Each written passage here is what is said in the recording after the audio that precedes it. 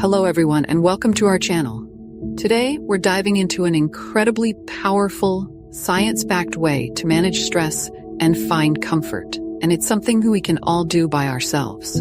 I'm talking about the practice of self-soothing touch, a method that's simpler than meditation, faster than exercise, and requires no special tools.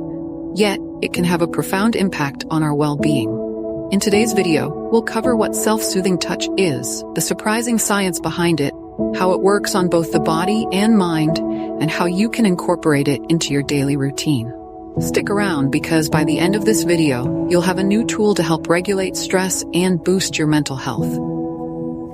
Part 1. Understanding self-soothing touch. Self-soothing touch might sound unusual at first. We often think of the benefits of touch as something we receive from others. A comforting hug from a friend, a handshake, or even a pat on the back. But what's truly remarkable is that the power of touch doesn't always need another person. In fact, self-soothing touch is all about using your own hands to bring calmness and reassurance to yourself. It's about connecting with your body and mind, giving yourself a sense of comfort and grounding that we often rely on others to provide. Part 2. What the science says about self-soothing touch. Let's get into the science. Recently, studies have shown that just a few seconds of self-soothing touch can have significant effects on our stress levels. In a study, participants who engaged in a brief, 20-second self-soothing touch exercise had lower levels of cortisol, the body's main stress hormone, than those who didn't. The cortisol reduction was measured, meaning it wasn't just a feeling or a self-report, but an actual physiological change in the body. This suggests that the effects of self-soothing touch aren't simply psychological. They have a tangible impact on how our bodies process stress. When cortisol is released, it serves as a fight-or-flight response to stress.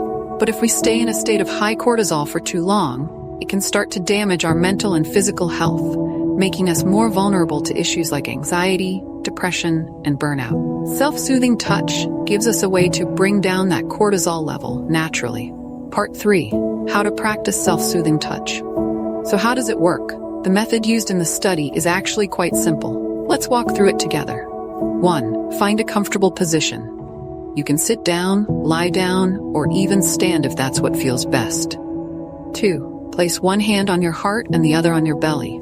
This is a position that helps create a feeling of safety and connection. 3. Take a few deep breaths.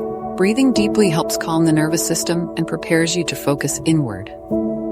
4. Close your eyes and bring to mind a recent experience that may have caused you stress or discomfort. You're not trying to relive it or dwell on it, but rather simply to bring it to your awareness. 5. Send yourself feelings of kindness and compassion. Imagine yourself as a friend or a loved one, someone who deserves love and support. Ask yourself, how can I be a friend to myself in this moment? This whole practice can take just a minute or two, and that's what makes it so accessible. It's called a micro-practice, and it's something that can fit into any part of your day. You can even do it multiple times a day if needed. Part 4. Why it works. The power of self-compassion. But why does it work? The effectiveness of self-soothing touch is likely a combination of several factors. First, it engages the power of self-compassion. Self-compassion is the practice of treating ourselves with the same kindness we would offer to a friend. By using self-compassionate touch, we activate the part of our brain that's involved in empathy and kindness. This is critical because many of us are often harder on ourselves than we are on others. When we're feeling stressed, we might be quick to criticize ourselves or push ourselves to work harder, which only adds to our stress. When we practice self-compassion, we're rewiring our brains to respond to stress with patience and understanding, rather than criticism. This shift in mindset can have lasting effects on our mental health, helping us become more resilient over time. Part 5. The role of cortisol and the body's stress response. Now let's revisit cortisol and why it's so important in this process. Cortisol is sometimes called the stress hormone because it's released by our bodies when we're under pressure or feeling anxious. While some cortisol is necessary for our bodies to function properly, chronically high levels can lead to health problems. Excess cortisol has been linked to conditions such as high blood pressure, insomnia, digestive issues, and weakened immune function. In terms of mental health, prolonged high cortisol levels can contribute to anxiety, depression, and memory problems.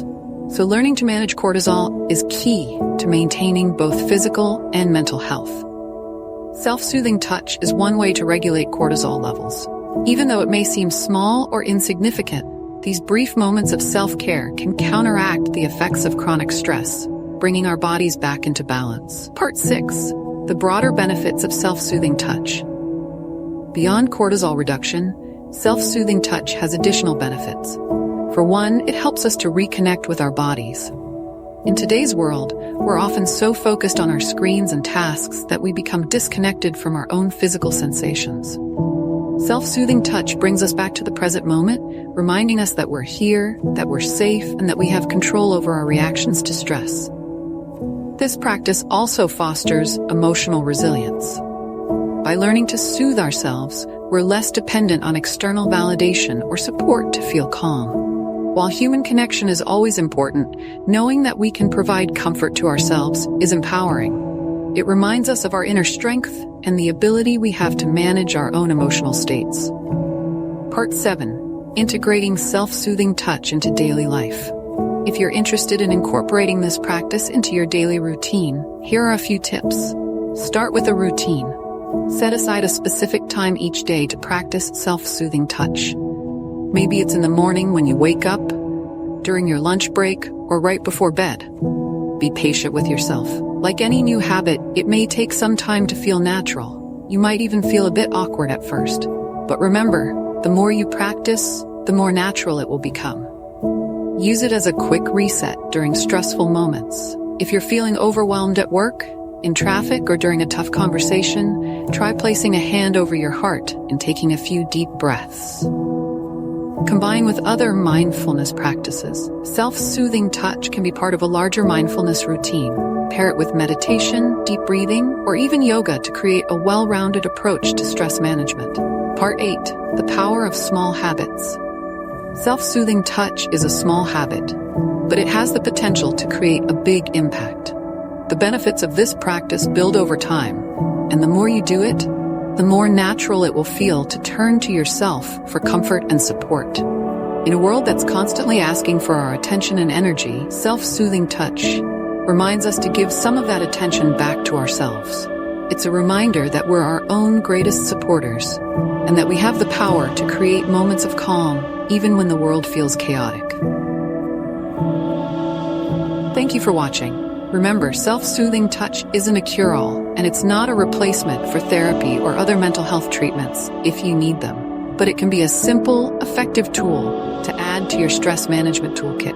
With just a few seconds of your time each day, you can create a ripple effect of calm and well-being that extends through your entire life. If you found this video helpful, please give it a thumbs up and share it with anyone who might benefit from these insights. And don't forget to subscribe for more tips on self-care, wellness, and personal growth.